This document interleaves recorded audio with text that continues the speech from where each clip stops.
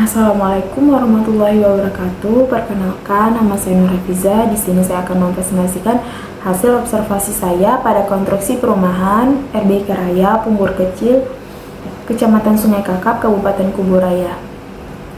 Nah, yang pertama ada pola dan skulptur keluhan, yakni tingkat keluhan tertinggi dengan keluhan sangat sakit yaitu pada punggung, pinggang, dan pinggul.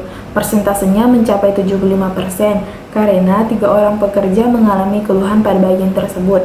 Terbentuknya kluster pada bagian punggung, pinggang, dan pinggul karena bagian tersebut yang berdekatan dan menjadikannya saling berkaitan. Penjelasan pola keluhan. Postur kerja yang paling dominan yakni membungkuk dan mengangkat beban berat. Dengan posisi kerja sering membungkuk, membuat otot dan tulang belakang bekerja berlebihan sehingga menyebabkan nyeri, pegal, atau kaku pada bagian pinggang dan punggung. Sedangkan beban berat memberikan tekanan besar pada pinggang dan pinggul.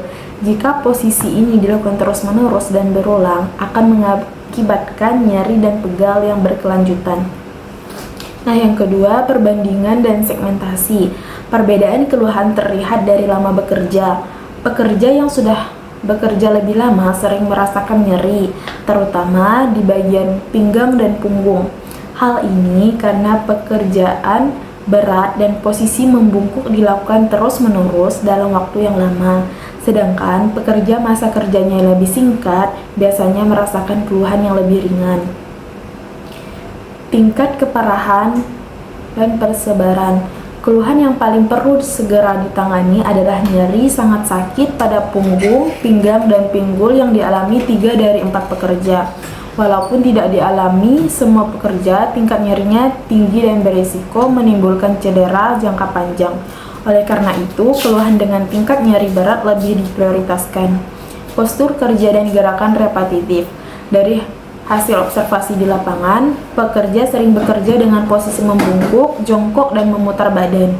Postur ini terjadi saat bekerja mengangkat semen, pasir, atau ember dari lantai. Selain itu, gerakan yang dilakukan berulang-ulang seperti mengangkat ember, mengaduk semen, dan mengecat, serta memindahkan material membuat otot cepat lelah. Kebiasaan ini menjadi penyebab utama munculnya nyeri pada punggung, pinggang, dan pinggul. Faktor lingkungan dan organisasi. Selain postur kerja yang menjadi faktor lingkungan dan organisasi juga mempengaruhi keluhan otot dan sendi. Pekerja bekerja dalam waktu yang cukup lama dengan waktu istirahat yang kurang, serta adanya tekanan untuk menyelesaikan pekerjaan karena mereka menggunakan sistem harian dengan target perharinya. Kondisi ini membuat tubuh cepat lelah dan meningkatkan risiko nyeri otot. Analisis beban kerja.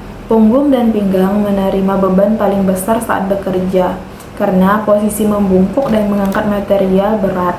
Beban statis terjadi saat posisi membungkuk dilakukan lama, sedangkan beban dinamis terjadi saat mengangkat dan memindahkan beban. Beban ini diduga melebihi kemampuan tubuh jika dilakukan terus-menerus tanpa alat bantu. Prioritas intervensi ergonomi. Berdasarkan hierarki pengendalian risiko, intervensi yang paling memungkinkan dilakukan adalah rekayasa teknis, pengendalian administratif, dan penggunaan alat pelindung diri. Rekayasa teknis berupa penggunaan alat bantu angkat, pengendalian administratif berupa pengaturan waktu istirahat, serta APD seperti sepatu atau helm kerja dipilih karena mudah diterapkan dan sesuai dengan kondisi lapangan. Rekomendasi perbaikan workstation atau proses. Perbaikan yang disarankan adalah penggunaan gerobak dorong atau troli untuk memindahkan material berat agar pekerja tidak mengangkat secara manual. Selain itu, penggunaan bangku kerja rendah dapat membantu mengurangi posisi jongkok dan membungkuk terlalu lama, sehingga beban pada punggung, pinggang, dan pinggul berkurang. Program administratif dan kesehatan. Program yang dapat diterapkan antara lain pemberian istirahat singkat secara berkala seperti 2-3 jam, lalu istirahat, rotasi tugas kerja, dan peregangan otot ringan. Pekerja juga perlu diberikan pelatihan sederhana tentang cara pengangkatan beban yang benar dan pentingnya menjaga postur kerja serta menggunakan APD. Keterbatasan survei Nordic Body Map.